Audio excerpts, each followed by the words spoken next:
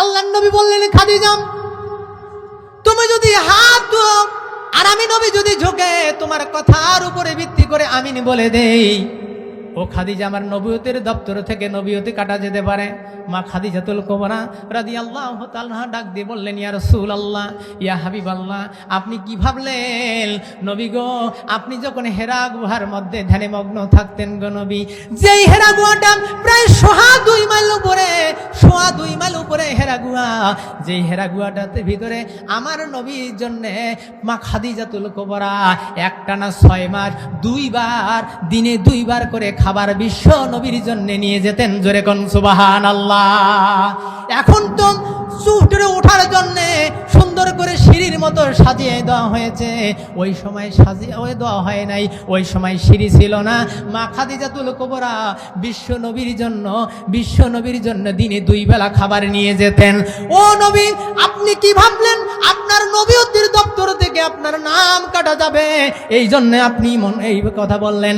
নবী গো, আপনার জন্য সমস্যা না হয় এই জন্য আমি খাদিজা তোমার জন্য খাবার নিয়ে গিয়েছিলাম। ইয়া রাসূলুল্লাহ, ইয়া হাবিবাল্লাহ, এরকম কোনো কিছু বলবো না। ইয়া রাসূলুল্লাহ, আপনার কাছে আজ মুনাজাত করব, এই দায়িত্বটা আমারে দিয়ে দেন আল্লাহর নবীর জন্য। আল্লাহর নবী বললেন, ঠিক আছে, তোমার দায়িত্ব দেওয়া হলো। মা খাদিজাতুল কুবরা রাদিয়াল্লাহু তাআলা হাত তুললেন, হাত যখন উঠায় ফেললেন, আল্লাহর নবীর স্ত্রী মা খাদিজাতুল কুবরা হাত তুলে বলছেন, আল্লাহ, আমি যাকে বিয়ে করেছি তার নাম মুহাম্মদ, ওর জন্মের পূর্বে বাবাকে হারায়, এরপরে জন্মের পরে মাকে হারায়, এরপরে 8 বছর বয়সে দাদাকে হারায়। ও আল্লাহ, এর ছেলেটা এরপরে 8 থেকে 17 বছর বয়সে মানুষের বাড়িতে কাজ করে, কাজ করার পরে যা অর্থ পায়, এই অর্থগুলো জাফর বিন আবু তালিবের বাড়িতে খাওয়ায়, সমস্ত চাচাতো ভাইদের মধ্যে বন্টন করে দেয়, একটা টাকাও গচ্ছিত রাখতে পারে নাই। ও আল্লাহ, এরপরে যখন আমি আমার স্বামীকে আমার কোম্পানিতে চাকরি দিলাম, তার লেনদেন, তার আচার ব্যবহার ভালো দেখে আমি তাকে বিয়ে করলাম। একদিন আমাকে এসে বললেন, বিবি রে, আমি নবী হয়েছি। ওই সময় আমি কোনো প্রশ্ন করি নাই, আমি দ্বিমত করি নাই, সঙ্গে সঙ্গে কালেমা তাইবা পড়ে মুসলমান হয়ে গেছি।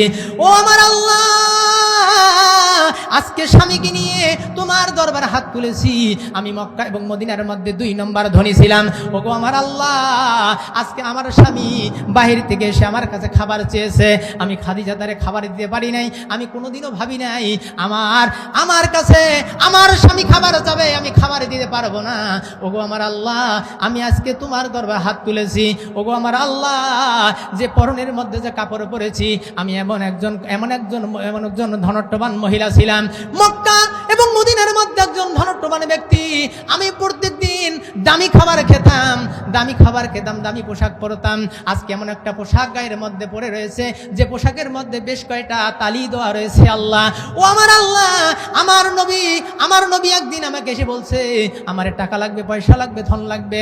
ও গো মা আল্লাহ, আমি দ্বিমত করি নাই, সঙ্গে সঙ্গে সব সম্পদের চাবি আমার স্বামীর হাতে তুলে দিয়েছি। একদিনও আমি আফসোস করি নাই, আমি হিসাব নেই নাই। ও গো আমার আল্লাহ, দিতে শেষ পর্যন্ত আজকে রহমাতাল লিল আলামিন নবী মুহাম্মদ রাসূলুল্লাহ সাল্লাল্লাহু আলাইহি সাল্লামের বাড়িতে কোনো খাবার নাই, সাদা পানি ছাড়া।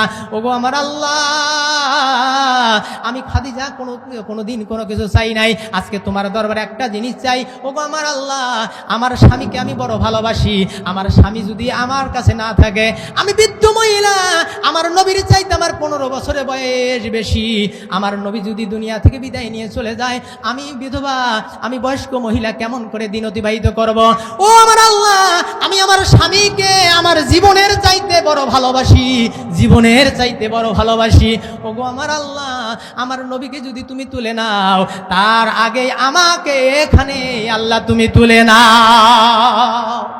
ও আমার আল্লাহ, আর যদি না নাও, ও আমার আল্লাহ, তোমার দরবার আবদার করি রে আল্লাহ, তোমার দরবারে দরখাস্ত।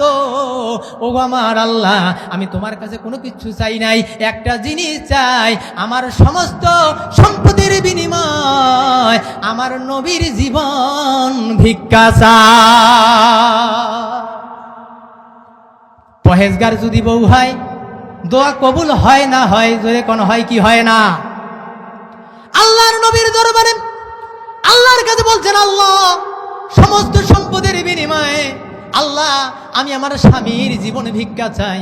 এ কথা যখন বলছেন আল্লাহর নবী হাত ছেড়ে দিয়া খাদিজাতুল কুবরা রাদিয়াল্লাহু তাআলা আনহার কোলের মধ্যে পড়ে গেছে। আল্লাহর নবী বলছেন, খাদিজা এমন বলতে নাই। ওই সময় মা খাদিজাতুল কুবরা রাদিয়াল্লাহু তাআলা আনহা ডাক দিয়ে বললেন, ইয়া রাসূলুল্লাহ, আপনি আল্লাহর দরবারে চলে যেতে চান, আপনি চলে যান। আমার কি হবে? ও নবী গো, আমার কোনো ছেলে সন্তান নাই যে আমার দেখভালের দায়িত্ব নেবে। ইয়া রাসূলুল্লাহ, আপনি চলে যাইতে চান, আপনি চলে যান, কারণ আমি দোয়া প্রত্যাহার করে নিলাম, আমি দোয়া ফেরত নিয়ে নিলাম। এমন তো অবস্থায় আমার আল্লাহ এই মুনাজাতকে কবুল করে নিয়া সূরা মায়দার ৬৭ নম্বর আয়াত আমার আল্লাহ নাজিল করে দিয়ে দিলেন। জোরে কোন সুবহানাল্লাহ। আল্লাহর নবী, বিশ্ব নবী মুস্কি হাসি মেরে বলছেন, ও খাদিজা, দোয়া প্রত্যাহার করার কোনো চার্জ নাই, দোয়া প্রত্যাহার করার কোনো সুযোগ নাই। খাদিজা, তুমি আমার জীবন ভিক্ষা চেয়েছো, এই মাত্র আমার আল্লাহ তোমার দোয়াকে কবুল করে নিয়া আমার আল্লাহ কোরআনুল কারীমের সূরা মায়দার ৬৭ নম্বর আয়াত আমার আল্লাহ নাজিল করেছে। মা খাদিজাতুল কুবরা রাদিয়াল্লাহু তাআলা আনহা ডাক দিয়ে বললেন, ইয়া রাসূলুল্লাহ, কোন জায়গায় আয়াতটা আছে আমার একটু বলেন। আল্লাহর নবী বার আয়াত তেলাওয়াত করে বিশ্ব নবীকে শোনাচ্ছেন। সুবহানাল্লাহ পড়ি।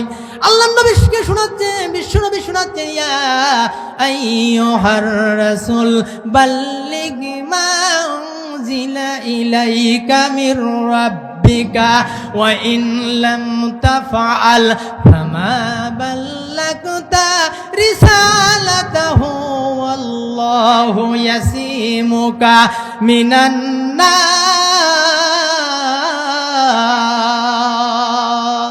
আল্লাহু আকবার। আল্লাহ বলছেন, নবীরে চিন্তা করো না, চিন্তা করার কোনো কারণ নাই। ওয়াল্লাহু ইয়াসিমুকা মিনান নাস, পৃথিবীর কোনো মানুষ আমার নবীকে মারতে পারবে না। চিৎকার মেরে বলেন সুবহানাল্লাহ। গ্যারান্টি কে দিলেন? আরো জোরে বলেন, গ্যারান্টি কে দিলেন? আল্লাহ দিলেন। একটু মোহাম্মদে বলেন লা ইলাহা।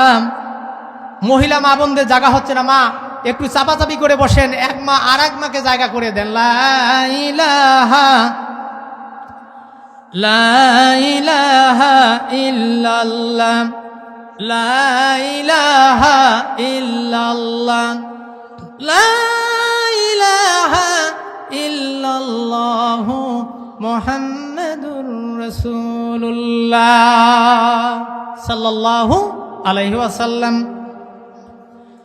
তুমি জিন্দা থাকতে এক মুঠো ভাত, তুমি জিন্দা থাকতে এক মুঠো ভাত দেওনি মা বাবার মুখে, মরলে খাওয়াও পাড়ার লোক ডেকে, ও মনরে মরলে খাওয়াও পাড়ার লোক ডেকে। ঠিক কিনা? তুমি জিন্দা থাকতে এক মুঠো ভাত, তুমি জিন্দা থাকতে এক মুঠো ভাত দেওনি মা বাবার মুখে, মরলে খাওয়াও পাড়ার লোক ডেকে, ও মনরে মরলে খাওয়াও পাড়ার লোক ডেকে। মাঝে মাঝে অনেক টাকা তুমি ব্যাংকে রাখো জমা, বাড়ি বাড়ি ভিক্ষা করে তোমার বাবা মা। ভাইরে, বাড়ি বাড়ি ভিক্ষা করে তোমার বাবা মা। তোমার বউয়ের হাতে সোনার বালা, তোমার বউয়ের হাতে সোনার বালা, দিন যায় কত সুখে, মরলে খাওয়াও পাড়ার লোক ডেকে, ও মনরে মরলে খাওয়াও পাড়ার লোক ডেকে। তুমি জিন্দা থাকতে এক মুঠো ভাত, তুমি জিন্দা থাকতে এক মুঠো ভাত দাওনি মা বাবার মুখে, মরলে খাওয়াও পাড়ার লোক ডেকে, ও মনরে মরলে খাওয়াও পাড়ার লোক ডেকে। মারহাবা বলেন, আরো একবার জোরে বলেন মারহাবা। আমার ভাই জানেরা, আমার বাপ জানেরা, আসেন আসেন যে কথাগুলো বলার জন্যে মা খাদিজাতুল কুবরা রাদিয়াল্লাহু তাআলা বললেন, হুজুর তাহলে আর তো কোনো সমস্যা নাই, আমার আল্লাহ দোয়া কবুল করেছে। আল্লাহর নবী বললেন, খাদিজা রে, আমি যখন সকালবেলা চলে যাব, ও খাদিজা তুমি আলীকে যদি আমার বাড়িতে আসে আলীকে কোনো কথা বলবা না, কারণ যুদ্ধের ময়দানে যেতে হবে। যুদ্ধের ময়দানে যেদিন যুদ্ধ হবে, আবু জেহেল গোটা মক্কার মধ্যে ঢোল পিটাইয়ে দিয়েছে। কেউ যদি মুহাম্মদ মারার দৃশ্য দেখতে আসে তাহলে লাভ হলো, যাদের চোখ নাই হুবল দেবতা তার চোখ দেবে, যার সন্তান নাই বন্ধা মহিলাকে মানাত দেবতা সন্তান দেবে, যার ল্যাংড়া সে ল্যাংড়া ভালো হয়ে যাবে, যে ব্যক্তি কানা তার চোখ ভালো করে দেবে। এইরকমভাবে গোটা মক্কার মধ্যে ঢোল পিটিয়ে দিয়েছে। মুহাম্মদ মারার দৃশ্য দেখলে পরে চোখ ভালো হবে, ঠ্যাং ভালো হয়ে যাবে, কানা চক্ষুষ্মান হয়ে যাবে। এইরকম শোনার পর ল্যাংড়া কানা খোড়া সবাই ওই জায়গার মধ্যে চলে গেল মুহাম্মদকে মারার দৃশ্য দেখার জন্যে। আসলে বলেন তো, আল্লাহ পাক ছাড়া হবল দেবতা কি চোখ ভালো করে দিতে পারে? আবু জেহেল এরকম ঘটনা ঘটায় দিল, সবাই তুমুল হারে যাচ্ছে। যার সন্তান নাই, অনেক তাবিজ কবজ করার পরে সন্তান হয় নাই, এরাও দৌড়াচ্ছে যে ওখানে গেলে মোহাম্মদ মারার দৃশ্য দেখলেই সন্তান পাওয়া যাবে। আসলে আমাদের ইমানটা কত দুর্বল, আমাদের ইমান একেবারে দুর্বল। আমাদেরকে যদি বলা হয় যে ভাই এটা দিলাম, আপনি এই পক্ষে কথা বলবেন, ওই পক্ষেই কথা বলবে, এরকম লোক আছে না নাই?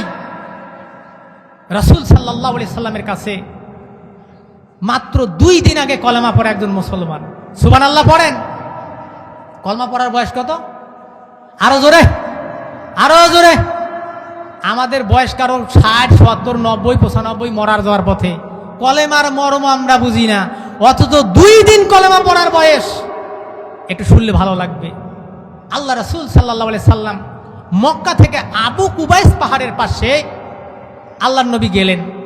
কাফেররা সুযোগ বুঝে যে এটাই চাষ, মুহাম্মদকে এখনই মেরে দিতে হবে। ওরা করলো কি, বড় পাথর দিয়ে ছোট পাথরে আঘাত করে পাথরগুলো ভাঙলো। ভাঙার পরে ওই যে আমরা যখন ইট ভাঙার পরে খোয়াগুলো ধারালো হয় না, ওই রকম পাথরগুলো ওরা ধারালো করলো। আল্লাহর নবীকে মারবে, আল্লাহর নবীকে মারার জন্য পাথর উঁচু করেছে, তারা মারবে। 2 দিন কলেমা পড়ার বয়স।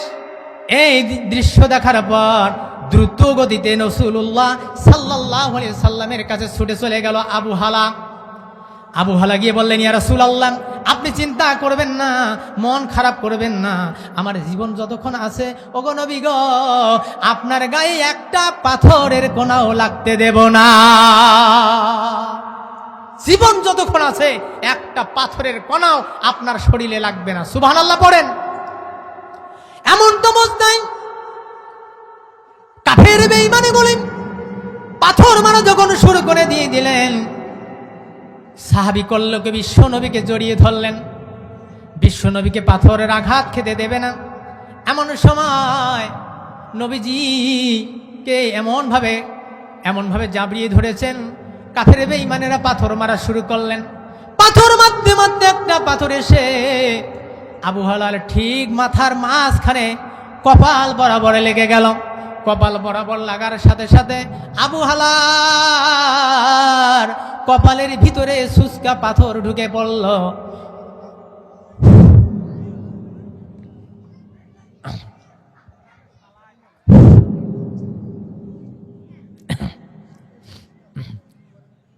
সর্বনাশ।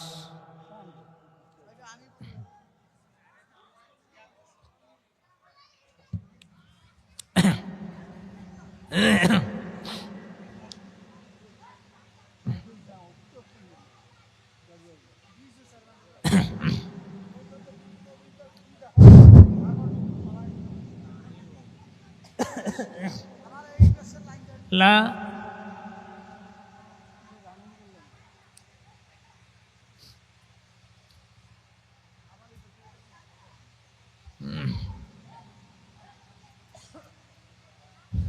লা ইলাহা ইল্লাল্লাহ লা ইলাহা ইল্লাল্লাহ, লা ইলাহা ইল্লাল্লাহ মুহাম্মাদুর রাসূলুল্লাহ সাল্লাল্লাহু আলাইহি ওয়াসাল্লাম। এরপরে যখন পাথরটা এসে ঠিক মাঝখানে লেগে গেল, লেগে যাওয়ার পর আবু হালার মাথা থেকে রক্ত খনন হচ্ছে, রক্ত ঝরঝর করে বের হচ্ছে। কাফের বেঈমানেরা ডান দিক থেকে পাথর মারল, ওই পাথরটা এসে আবু হালার ডান পাজরের মধ্যে লেগে, পাজরের মধ্যে লাগার পর হাড় ভেঙে গিয়া পাথরটা পেটের মধ্যে প্রবেশ করলো। বাম থেকে আসলো, বাম থেকে বামের পাজরের হাড় ভেঙে গিয়া পাথর ঢুকে পড়ল। এমন তো অবস্থায় রক্ত খনন হতে হতে আবু হালা আর বিশ্বনবীকে ধরে রাখতে পারতেছেন না। ডাক দিয়ে বললেন, ইয়া রাসূলুল্লাহ, নবী গো, আমি আর আপনাকে ধরে থাকতে পারতেছি না। ইয়া রাসূলুল্লাহ, আমি আর আপনাকে ধরে থাকতে পারতেছি না। নবী গো, আমি আর বাঁচব না। ওগো আমার নবীজি, আপনাকে আর আমি ধরে থাকতে পারতেছি না। আপনাকে আমি আমার আল্লাহর হাওলায় দিয়ে দিলাম। এই কথা বলেন সাহাবী বিশ্ব নবীকে ছেড়ে দিয়া জমিনের মধ্যে পড়ে বেহুশ হয়ে গেলেন। আল্লাহর নবী ওখান থেকে দৌড় মেরে কাবার চত্বরে চলে গেলেন। সুবহানাল্লাহ পড়ি। আল্লাহর নবী কাবার চত্বরে গিয়ে ডাকতেছে, কই রে আবু বকর, ও ওমর, ওসমান, কোথায় তোমরা? আসো আসো, তোমার এক ভাই আমি নবীকে বাঁচানোর জন্য জীবন বিসর্জন দিচ্ছে, কোথায় তোমরা? আবু বকর সিদ্দিক ডাক দিলেন। আবু বকর সিদ্দিক বের হয়ে আসলো, ওসমান বের হয়ে আসলেন। আল্লাহর নবী বললেন, আবু বকর রে, যাও যাও, তোমার ভাইয়ের কাছে যাও। যদি জিন্দা মানুষ দেখতে চাও, শহীদ দেখতে চাও, তাহলে তাড়াতাড়ি করে যাও। আল্লাহর নবী যখন ওই আবু কুবাইস পাহাড়ের পাশ থেকে যখন কাবার চত্বরে রওনা দিয়েছিলেন, ওই সময় কাফের বেঈমানেরা সুযোগ পেয়ে গেল। সুযোগ পাওয়ার পর সাহাবীর বুকের উপরে বসে পাথর দিয়ে এমন ভাবে হানা শুরু করে দিলেন, চোখের মধ্যে হানতেছে, মুখের মধ্যে হানতেছে, পেটের মধ্যে হানতেছে, হানতে হানতে ক্ষত বিক্ষত করে দিয়ে দিলেন পুরা শরীর। আল্লাহর নবীর সাহাবী আবু বকর সিদ্দিক আসলেন। আসার পরে আবু হালাকে বলতেছে, আবু হালা, ও আবু হালা। আবু হালা কথা বলতেছে কিন্তু শোনা যায় না। এমন তো অবস্থায় নবীর সাহাবী ডাক দিয়ে বললেন, ও আবু বকর, তুমি আমার নবীকে একটু ডাক দাও। আমি আবুল হালা, আমি মনে হয় আর বাজবো না, আমি আমার নবীর সঙ্গে 3টা কথা বলবো। আল্লাহর নবী তার পাশে গেলেন, তার মুখের মধ্যে আল্লাহর নবী কান লাগাই দিলেন আর বললেন, আবু হালা রে, তুমি আমার জন্য তোমার নিজের জীবনটা বিলিয়ে দিলে। আমি আল্লাহর দরবারে দোয়া করি, আল্লাহ তোমাকে জান্নাত নসিব করে দিয়ে দেখ। সুবহানাল্লাহ পড়েন। আল্লাহর নবীও কান্দে, সাহাবীও কান্দে। এমন তো অবস্থায় সাহাবী বললেন, ইয়া রাসূলুল্লাহ, আমার দাঁতগুলা পর্যন্ত তারা ভেঙে দিয়েছে, আমার চোখের মধ্যে তারা হান দিয়েছে, আমি চোখ দিয়ে দেখতে পারতেছি না মোটেও ভালো। ইয়া রাসূলুল্লাহ, তোমার দরবারে, তোমার কাছে আমার আকল আবেদন, আমি 3টা জিনিস তোমার কাছে চাবো। 1 নম্বর, নবী গো, ও নবী গো, মদিনার একটা সুন্দর রূপবতী মেয়েকে আমি বিয়ে করেছি। বিয়ে করার পর আমার বাড়িতে ফুটফুটে একটা সন্তান এসেছে, বয়স মাত্র 3 মাস। ইয়া রাসূলুল্লাহ, ইয়া হাবিবাল্লাহ, আমার সন্তান তো ভাড়া হয়ে গেল, আমার স্ত্রী বিধবা হলো, আমার মা, যেই মা আমাকে ছাড়া কোনোদিন খায় না। ইয়া রাসূলুল্লাহ, ইয়া হাবিবাল্লাহ, আমি কোথাও যখন যেতাম না আসা পর্যন্ত আমার মা খাবার খেতেন না, আমাকে নিয়ে খাবার খেতেন গো নবীজি। ইয়া রাসূলুল্লাহ, এক নম্বর আবদার হলো আপনি যখন আমার বাড়িতে গিয়ে আমার ছোট্ট সন্তান, যেই সন্তানটা আমাকে বড় ভালোবাসে, আমি যখন কোথাও থেকে যখন বাসায় যেতাম, বাসায় যাওয়ার পর আমার সন্তানটা আমার কাছে আসতো, আসার পরে আমার কোলায় উঠতো, মায়ের কাছে থাকতো না। বাবা এমন বাবা চিনতো, আমারে এত ভালোবাসতো। ইয়া রাসূলুল্লাহ, আমার সন্তান বাবা হারা হয়ে গেল। নবী গো, এক নম্বর আবদার হলো ইয়া রাসূলুল্লাহ, আপনি আমার বাড়িতে গিয়ে আমার ওই ছোট্ট সন্তানের মাথায় আপনার রহমতি হাতটা, বরকতি হাতটা একটু বোলায়া দিবে। হুজুর, আপনার হাত আমার সন্তানের মাথায় বলে দিলে আমার মনে হয় আমার সন্তানটা ভালো থাকবে। সুবহানাল্লাহ পড়েন। আল্লাহর নবী বললেন, সাহাবীরে মন খারাপ করো না, আমি নবী তোমার বাড়িতে যাব, তোমার সন্তানের মাথায় হাত বোলায়া দেব। আল্লাহর নবীকে ডাক দিয়ে বলছেন, ইয়া রাসূলুল্লাহ, দুই নম্বর আবদার হলো নবী গো, আপনি আমার বাড়িতে যাবেন, যে বাড়িতে গিয়ে আমার মা, যেই মা আমার পথে বসে আছে, আমি যতক্ষণ পর্যন্ত বাড়িতে যাই না ততক্ষণ পর্যন্ত আমার মা একটা দানাও গ্রহণ করে না। ও নবী গো, আজকে তো আমার আর বাসায় ফেরা হবে না, বাড়িতে যাওয়া হবে না। নবী গো, মেহেরবানি করে আপনি আমার বাড়িতে গিয়ে আমার মাকে একটু সান্ত্বনা দিবে। আল্লাহর নবী বললেন, সাহাবীরে মন খারাপ করো না, চিন্তা করো না, আমি নবী তোমার বাড়িতে যাব, তোমার মাকে সান্ত্বনা দেব। এমন সময় আল্লাহর নবীর সামনে সাহাবী ডাক দিয়ে বললেন, ইয়া রাসূলুল্লাহ, ইয়া হাবিবাল্লাহ, ওগো নবীজি, আমি দেখতে পাচ্ছি আমার চোখের সামনে আল্লাহর জান্নাত তুলে ধরা হয়েছে। সুবহানাল্লাহ পড়েন। ও নবী গো, আমি তো ওই জান্নাত চাই নাই যে জান্নাতে নবী থাকবে না, ওই জান্নাত আমি কখনো চাই নাই। নবী গো, আমি চেয়েছিলাম এমন জান্নাতে থাকবো যেই জান্নাতে নবী থাকবে। নবী গো, মাত্র 2 দিন আগে কলমা পড়ে মুসলমান হয়েছি, আমার মনে বড় সাধ, আমি যতদিন দুনিয়াতে থাকবো ততদিন আমি আমার নবীর খেদমত করেই যাব। এরপর যেন আমার মরণ হয়, কিন্তু আমার মরণ যে হবে আমি তো জানি না। গো নবী, ইয়া রাসূলুল্লাহ, আমি ওই জান্নাত চাই না যেই জান্নাতে নবী থাকবে না। আপনি আল্লাহর দরবারে দরখাস্ত দেন, আপনি আল্লাহর দরবারে বলুন, আল্লাহ যেন ওই জান্নাত দেয় যেই জান্নাতে নবী থাকবে, ওই জান্নাত যেন আল্লাহ আমারে দেয়। আল্লাহর নবী আল্লাহর দরবারে দরখাস্ত দেবেন। এমন সময় জিবরাইল আমিন আল্লাহর নবীকে বলছেন, ইয়া রাসূলুল্লাহ, ইয়া হাবিবাল্লাহ, ও গো নবী গো, আপনাকে বাঁচানোর জন্য নিজের জীবনটা বিলিয়ে দিল, আপনাকে বাঁচিয়ে রেখে জীবনটা বিসর্জন দিল। নবী গো, আপনার ওই সাহাবীকে বলে দেন, আপনার ওই সাহাবীকে আমার আল্লাহ এমন একটা জান্নাতের ভিতরে ঢুকাবে যেই জান্নাতের নাম হলো জান্নাতুল ফেরদৌস। সুবহানাল্লাহ পড়েন। ও নবী, আমার আল্লাহ বলছে ওই জান্নাতুল ফেরদৌসের মধ্যে আপনার সাহাবী থাকবে। ওই সাহাবী যে জায়গায় থাকবে, জান্নাতুল ফেরদৌসের মধ্যে একটা পর্দা টাঙানো হবে, পর্দার এক পাশে আপনার সাহাবী থাকবে আর এক পাশে আপনি থাকবেন। যখন আপনার সাহাবী আপনার খেদমত করার জন্য উপযুক্ত করবে মনে হবে, তখন ওই পর্দার আড়াল থেকে পর্দা ভেদ করে আপনার কাছে এসে আপনার খেদমত করবে। এরপর আবার ওই পর্দার ওই অন্তরালে চলে যাবে। তার মানে আপনার সাহাবীকে বলে দেন, ওই জান্নাতুল ফেরদৌসে আমি নবীর খেদমত সে করতে পারবে।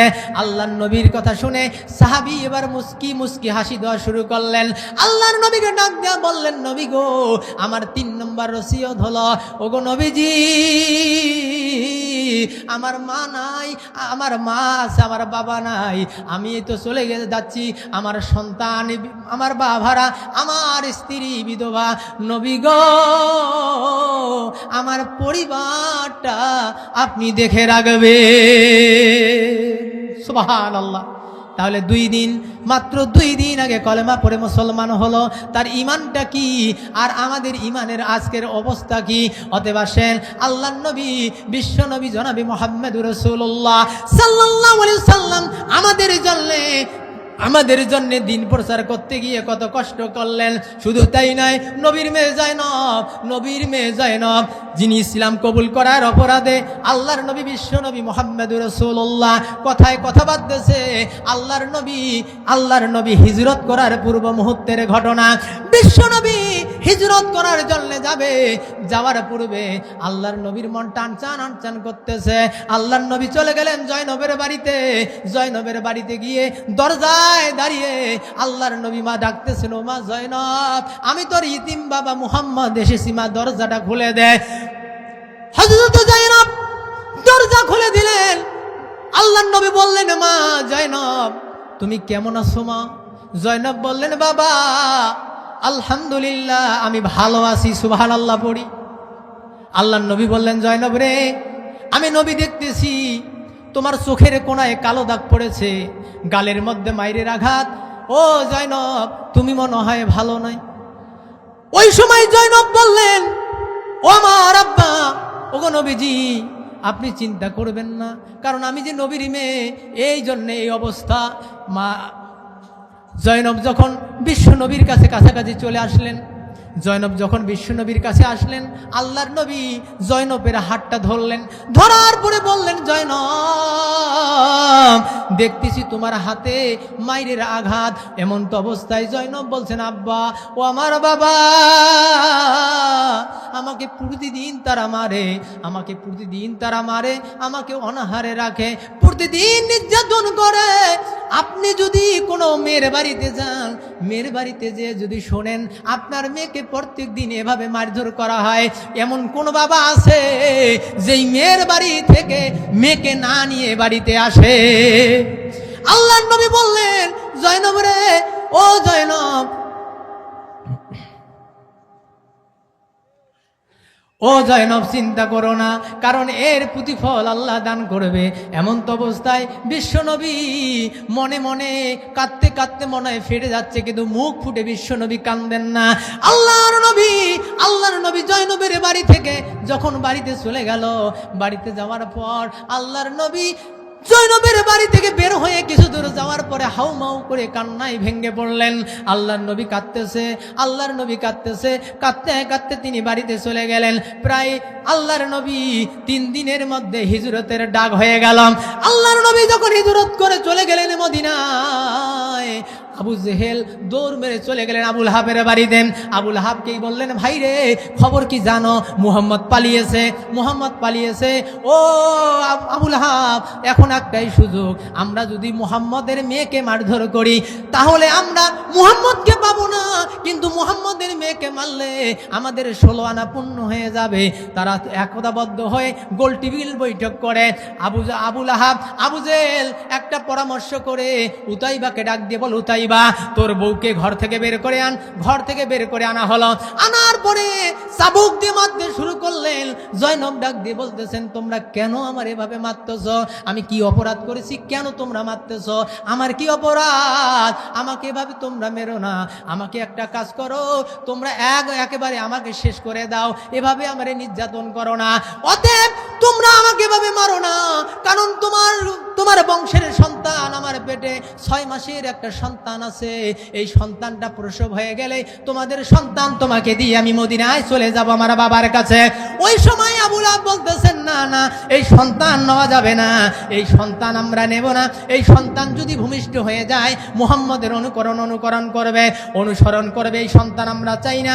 এমন তো অবস্থায় ঘর থেকে বাড়ি থেকে বের করার পরে ওকে জয়নবকে একেবারে বের করে দিল, ঘাত ধাক্কা দিয়ে বাড়ি থেকে বের করে দিল।